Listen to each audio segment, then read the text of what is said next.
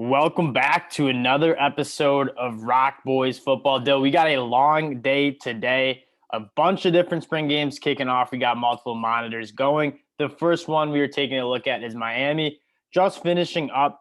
We're going to take you guys down just position groups, kind of things that we were looking for out of the Hurricanes, some storylines. Dill, let's start with the quarterbacks. Tyler Van Dyke. My take on this is, and I was watching most of the Miami game. You were kind of watching the Arkansas Ohio State games. Tyler Van Dyke has the potential to be like an all ACC guy, like really, really special. I mean, he had a really good season last year, so it doesn't I don't think it should come as a surprise. I think there are high expectations, and he warrants it. Yeah, and the thing is, I even think Jake Garcia is really good. Watching the spring game last year, I thought Jake Garcia should have been a quarterback two behind Desmond King. Not Desmond King. Derek King. I was like, that's not right. But my biggest worry, and we'll move down to the wide receivers, is who is going to step up on the edge for the Miami Hurricanes. Obviously, Charleston Rambo was a great transfer from Oklahoma last year, over 1,000 yards receiving. Mike Harley also was giving him good reps. If you look at the returning receiver production, it's barren. There's nobody to really get you excited about. I'll tell you the guys I was looking at most. Frank Ladson, transfer from Clemson. He's a big body. But the thing is, none of those guys were making plays. I mean, Tyler Van Dyke gave him multiple chances to make plays, and they just simply weren't coming up with the balls. Yeah, and I feel like that's been a problem for Miami for a while. They haven't had an elite. They've had some okay wideouts, but they've not had. Even last year, I get Charleston Rambo is good, but he wasn't a massive difference maker in the some of these Ohio State, Bama wideouts. Yeah. These really good players, they've never had anything in that realm. So, and quite frankly, none of these guys, from watching the spring game and from knowing who they are previous to this year, none of these guys are even close. I think Frank Ladson from Clemson is the biggest. Has the biggest upside, but even him, he was struggling to make some plays in the spring game. And that's obviously it's the spring game. We're not taking too much, but that's tough to see. But he's also coming from a Clemson team that he should have had an opportunity to play because they were really struggled with injuries there and not great play. Yeah. So it's you can't crack it there. You might not be last year. It's was this really going to switch it up for you that much? I don't know. And then Xavier Restrepo is the one guy I wanted to note. He looks like a guy that, although he doesn't have the extremely physical tools, 3-star recruit, he's going to be a guy that gets open and is going to be a very productive receiver for the Hurricanes this year. I think he's going to be Tyler Van Dyke's best friend over the middle. Seems to be good at finding space, finding separation within 10 yards. So he's going to be a good, productive player, but he's not going to be a special guy to kind of really give him some explosive plays. Now, where the explosive plays are going to come is the running backs. My problem with the running backs is there's one real hammer, maybe, and Thaddeus Franklin.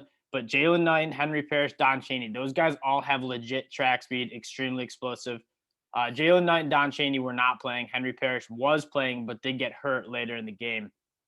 Those three running backs are going to be exciting. I'm sure Josh Gaddis, that OC, is going to have a blast kind of using them, moving around the field. Yeah, I mean, that's if they can kind of make it work, playing even two of them at once and making plays there to make up for some of what you might lack in the wideout room, it may work. I don't. You still probably are going to need to have some guys on the edge. I mean, I guess what you can hope for is Will Mallory's good. He actually is a guy you can kind of count on. He's been there for so long. To have a good tight end, I think will be helpful, especially given that you're not expecting a ton of the wideout room. Yeah. Did he even play today? I have no idea. I don't think he played. One more thing we'll talk about is that offensive line. I think it's going to be a good group. Obviously, Mario Cristobal is going to emphasize it a lot. Zion Nelson's a guy that we thought could be a first-round pick last year. I think he's making the great decision to come back because he's got the athleticism. He just didn't really take that step that you were expecting and we were expecting him to make. He's going to be a nails left tackle. They got some really good depth. I like both of their tackles. I thought the first team offensive line looked good. They're running a lot of those pulling gap schemes that Josh Gaddis liked to run at Michigan. You could tell that Josh Gaddis is making the calls there. But I think that will be a good group for the Hurricanes. I mean, you got to hope. again, this is a group like Miami hasn't had a good offensive line, I'd say, in forever. When they go up with the big dogs like the Clemsons, the Bamas, they were over like last year. They were overwhelmed. They couldn't block a soul on Alabama. They struggled against Michigan State. Yeah. So this is a unit that really has to be better.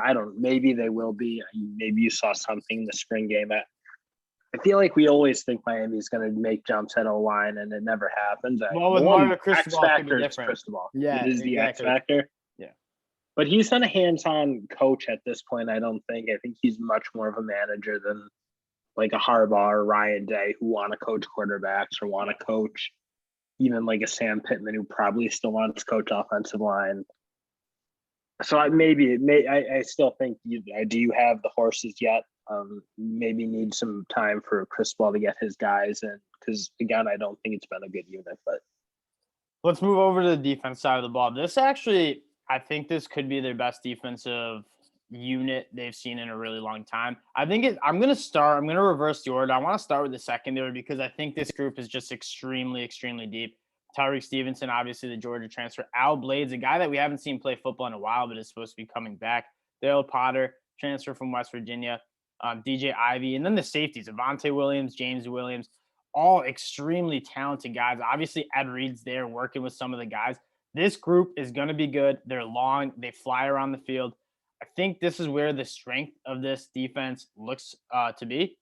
But the defensive line, I'm also really excited about too. Jafari Harvey, a guy that I thought was going to look really good last year. He did look decent. I think he had 6.5 sacks. Like, he was productive. But the guy I'm really looking forward to is Leonard Taylor, the former 5-star, top 10 recruit in the country. Like, it's his second year. You expect him to kind of make that jump. He looked like a dog today. And I think that's really optimistic. If you can get a force inside, kind of like a Jalen Carter at Georgia, where he's just being extremely disruptive. He's a very good athlete, very hard to handle for those interior offensive linemen. If he can play and be like disruptive, like his recruiting rank shows, I think that's really going to help that Miami team. Yeah, I mean, they're probably, again, if you can have a decent defense, or not decent, but a really good defensive line, you can be really tough. No matter, and especially if you can have somebody inside just being really disruptive. We saw it kind of like how Georgia did it. It matters a lot. And then finally, the linebacker room has seemingly been a struggle for Miami for a while. Something that we were concerned about going into last year. Didn't seem to be very good. They don't really tackle well. Seems like they have really, really bad eye discipline. I'm concerned a little bit about that position. I think Corey Flagg is going to be the starter. You have some other guys like Gilbert Frierson, who I think played more of that star role, is going to come inside to the box and play linebacker. This is easily the most concerned position unit that I have, that and wide receiver for the Hurricanes. Obviously, we're going to get more into the 2022 summer recap and watch some more of the 2021 games. But during the spring game, you saw a lot of bad eye discipline. You saw a few missed tackles.